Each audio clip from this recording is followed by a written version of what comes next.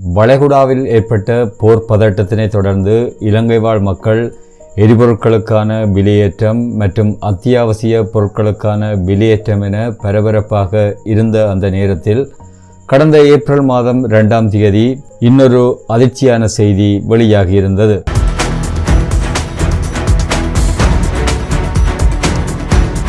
இலங்கையில் உள்ள NDB என்று சொல்லப்படுகின்ற அதாவது நேஷனல் டெவலப்மெண்ட் பேங்கில் 13,200 மில்லியன் ரூபாய் பணம் மோசடி செய்யப்பட்டுள்ளதாக தெரிவிக்கப்பட்டது.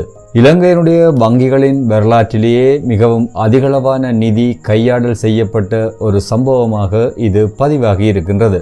இன்றைய இந்த காலகட்டத்தில் அதிலும் குறிப்பாக AI என்று சொல்லப்படுகின்ற ஆர்டிஃபிஷியல் இன்டெலிஜென்ஸ் என்ற தொழில்நுட்பம் மிகவும் அபரிதமாக வளர்ச்சி அடைந்திருக்கின்ற இன்றைய இந்த காலகட்டத்தில் எங்களுடைய வங்கி கணக்குகள் மிகவும் பாதுகாப்பாக இருக்கின்றது என்று நாங்கள் நினைத்து கொண்டிருக்கின்ற இன்றைய இந்த காலகட்டத்தில் இந்த மோசடி செய்தி சாதாரண மக்களிடையே பல்வேறுபட்ட சந்தேகங்களை எழுப்பியிருக்கின்றது. இலங்கையில் அண்மையில் ஏற்பட்ட இந்த பாரிய நிதி மோசடி பற்றிய சில தகவல்களைத்தான் நான் இன்று உங்களோடு பகிர்ந்து கொள்ளப் போகின்றேன். வாருங்கள் வீடியோக்குள்ளே போவோம்.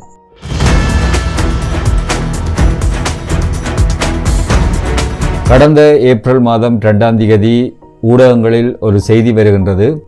NDB வங்கியிலிருந்து 380 மில்லியன் ரூபாய் பணம் களவாடப்பட்டிருக்கின்றது அப்படி என்று சொல்லி ஆரம்பத்தில் இந்த செய்தியினுடைய தாக்கம் பற்றி மக்கள் அவ்வளவாக புரிந்து கொள்ளவில்லை. யாரோ வங்கியில் பணிபுரிகின்ற 1-2 ஊழியர்கள் இந்த கையாடலில் ஈடுபட்டிருக்கலாம் என்றுதான் ஆரம்பத்தில் மக்கள் நம்பிக்கொண்டிருந்தனர். ஆனால் மீண்டும் ஏப்ரல் மாதம் 6ஆம் தேதி NDB வங்கி இன்னொரு அறிக்கையினை வெளியிடுகின்றது. அந்த அறிக்கையின்படி 13,200 மில்லியன் ரூபாய் பணம் அந்த வங்கியிலிருந்து கையாடல் செய்யப்பட்டிருக்கின்றது என்ற தகவலை NDB அறிவித்திருந்தது.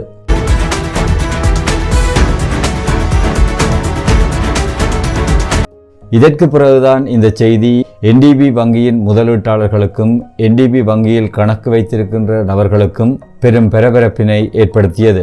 ஒரு வங்கியினை பொறுத்தவரையில் ஃபினான்சியல் ஆடிட் என்பது மிக முக்கியமான ஒரு பகுதி. ஒவ்வொரு நாளும் என் வங்கியில் ஒவ்வொரு செகண்டும் என்ன விதமான நடவடிக்கைகள் இடம்பெறுகின்றது, எவ்வாறு பணப்பரிமாற்றங்கள் இடம்பெறுகின்றது என்பது தொடர்ச்சியாக இந்த பிரிவினால் கண்காணிக்கப்பட்டு வருகின்றது.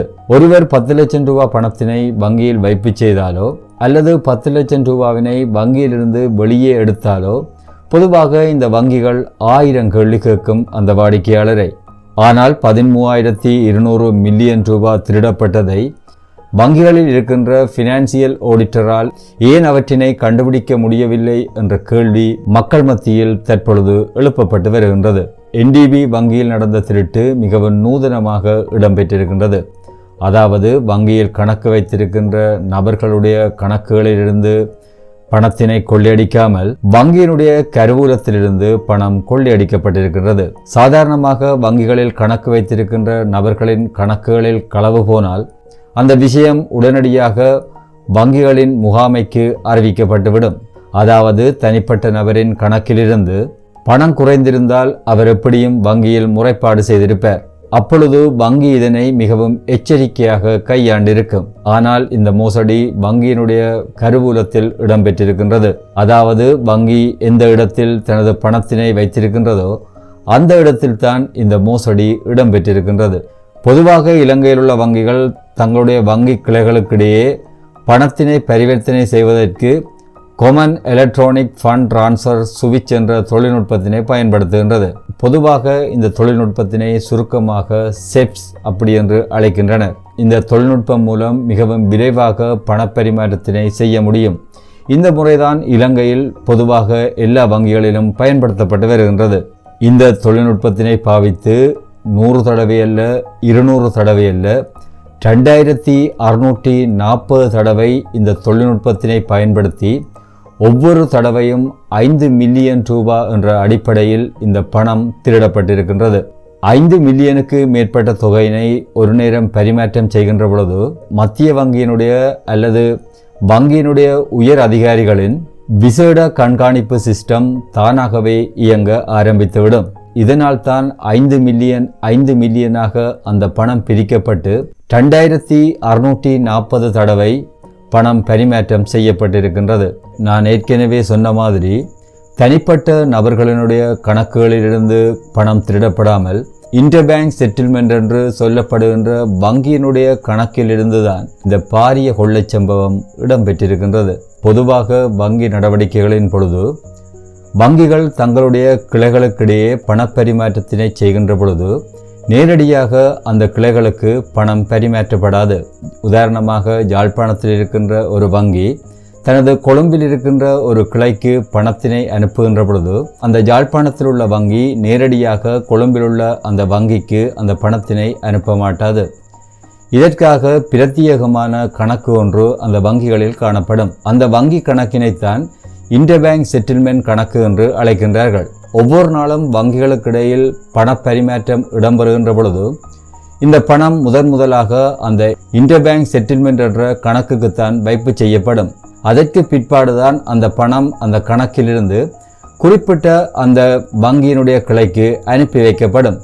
இந்த நடவடிக்கையினை பூரணப்படுத்துவதற்கு ஒரு காலதாமதம் ஏற்படும். இந்த காலதாமதம்தான் குற்றவாளிகளால் குறிவைக்கப்பட்டது. கோடிக்கணக்கான பணம் புரளுகின்ற இந்த இன்டர்பேங்க் செட்டில்மெண்ட் என்ற கணக்கில் சில கோடிகள் காணாமல் போனால் அவற்றினை உடனடியாக கண்டுபிடிப்பது மிகவும் கடினமானது. நான் ஏற்கனவே சொன்ன மாதிரி இந்த பண பரிவர்த்தனையின் பொழுது ஒரு சிறிய காலதாமதம் ஒன்று ஏற்படும். இந்த காலதாமதத்தினைத்தான் குற்றவாளிகள் சரியாக கணிப்பீடு செய்து வைத்திருந்தனர். அவ்வாறு ஏற்படுகின்ற அந்த காலதாமதத்தில் அவர்கள் இன்டர்பேங்க் செட்டில்மெண்ட் அக்கவுண்டில் உள்ள பணத்தினை தங்களுக்கு தேவையான பிறிதொரு வங்கிக்கு அனுப்பிவிடுவார்கள். இப்படித்தான் இந்த கொள்ளைச் சம்பவம் NDBயில் இடம்பெற்றிருக்கின்றது. இதேவேளை வங்கியினுடைய கணக்கு புத்தகத்தில் அந்த பணம் இன்னும் வந்து சேரவில்லை, டிரான்சிட்டில் இருக்கின்றது என்று பதிவு செய்து விடுவார்கள். இப்படி தொடர்ச்சியாக செய்வதால் இந்த குறைபாட்டை அவ்வளவு இலகுவாக கண்டுபிடிக்க முடியாது. பொதுவாக வங்கிகளில் ஒரு நடைமுறை உண்டு. மாலை வேளையில் வங்கியினுடைய கணக்குகள் பேலன்ஸ் பண்ணப்பட வேண்டும். வங்கி கணக்குகள் பேலன்ஸ் பண்ணப்படுகின்ற பொழுது இந்த களவு தெரியாமல் இருப்பதற்காக திருடப்பட்ட பணம் இன்னும் டிரான்சிட்டில் இருக்கின்றது என்று சஸ்பெண்ட் அக்கவுண்டில் தவறான ஒரு தகவல் பதிவேற்றப்படும். இதன் மூலம் ஒவ்வொரு நாளும் வங்கியினுடைய கணக்குகள் சமப்படுத்தப்படும். பேங்க் ஆடிட்டர்ஸ் பொதுவாக வங்கியினுடைய கணக்குகளை பார்த்து அவை சமப்படுத்தப்பட்டிருந்தால் அவற்றினை கிளறி பார்க்க மாட்டார்கள். இதனால் உள்ளே இருக்கின்ற அந்த குளறுபடிகளை அவ்வளவு இலகுவாக கண்டுபிடிக்க முடியாது. இந்த பெரிய ஓட்டையை பாவித்துத்தான் குற்றவாளிகள் இந்த திருட்டில் ஈடுபட்டு வந்திருக்கின்றனர்.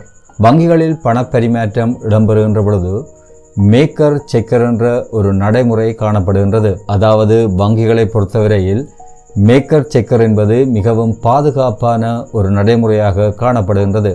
இங்கு மேக்கர் என்பது பணப்பரிமாற்றத்தினை ஆரம்பிப்பவர். செக்கர் என்பவர் அந்த பணப்பரிமாற்றம் உண்மையில் சரியானதானா என்பதை பரிசோதித்து அதற்கு அனுமதி வழங்குகின்ற நபர். இந்த மோசடியில் NDB வங்கியின் தலைமை அலுவலகத்தில் இருந்த உதவி முகாமையாளர் ஒருவருக்கு இந்த செக்கர் அனுமதியும் கிடைத்திருக்க வேண்டும் என்று நம்பப்படுகின்றது. அல்லது சிஸ்டத்தில் இருக்கின்ற சூப்பர் யூசரை பயன்படுத்தி ஒரு பண பரிவர்த்தனையினை செய்கின்ற மேக்கராகவும் செக்கராகவும் ஒரு நபரே இருந்திருக்க வேண்டும் என்று தற்பொழுது CIDயினர் தெரிவித்துள்ளனர். அதாவது ஒரு நபரே பணத்தினையும் அனுப்பி அவரே அந்த பணத்தினை அனுப்புவதற்கான செக்கராகவும் இருந்திருக்க வேண்டும் என்று நம்பப்படுகின்றது. இது இந்த வங்கியினுடைய ஆக்சஸ் கண்ட்ரோல் முழுமையாக சிதைந்து விட்டதைத்தான் காட்டுகின்றது. இப்படி இந்த வங்கியில் திருடப்பட்ட இந்த பணம் கிழக்கு மாகாணத்தில் பொத்துவில் என்ற பிரதேசத்தில் காணப்படுகின்ற ஒரு சம்பத் வங்கியில் உள்ள ஒரு ஷெல் நிறுவனத்தின் வங்கி கணக்குக்கு மாற்றப்பட்டிருக்கின்றது என்று தற்பொழுது தெரிவிக்கப்படுகின்றது.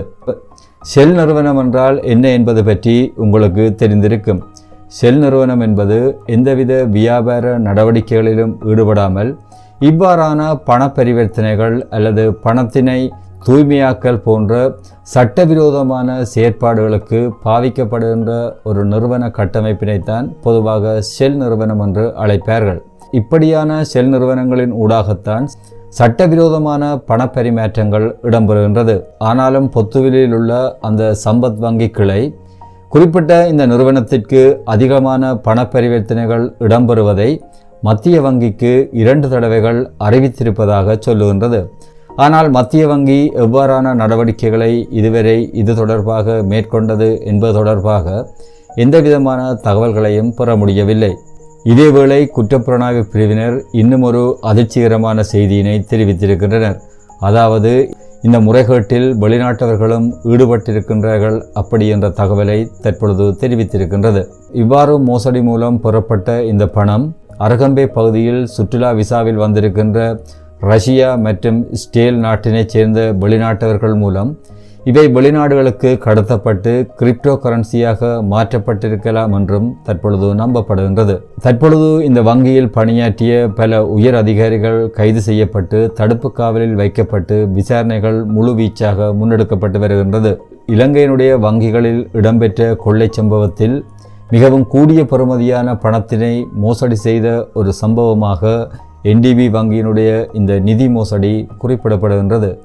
கடந்த சில மாதங்களாக இலங்கையில் ஏற்பட்ட நிகழ்வுகளை பார்க்கின்ற பொழுது இலங்கையினுடைய நிதி கட்டமைப்பு மிகவும் பலவீனமாக இருக்கின்றது என்பது மட்டும் தெளிவாக தெரிகின்றது. 2022 ஆண்டுக்கு பிற்பாடு தற்பொழுதுதான் இலங்கை பொருளாதாரத்தில் ஓரளவு தேறி வருகின்ற இந்த காலகட்டத்தில் இவ்வாறான நிகழ்வுகள் இலங்கையினுடைய ஒட்டுமொத்த பொருளாதாரத்தினையும் கேள்விக்குறியாக்கி இருக்கின்றது. நீங்கள் என்டிபி வங்கியினுடைய ஒரு வாடிக்கையாளராக இருந்தால் தற்பொழுது என்டிபி வங்கி உங்களுடைய பணத்தினை எப்படி கையாள்கின்றது என்பதை கொமெண்ட்ஸில் பதிவு செய்யுங்கள். மீண்டும் இவ்வாறான இன்னொரு காணொளியில் உங்களை சந்திக்கும் வரை உங்களிடமிருந்து விடைபெற்றுக் கொள்கின்றேன். நன்றி, வணக்கம்.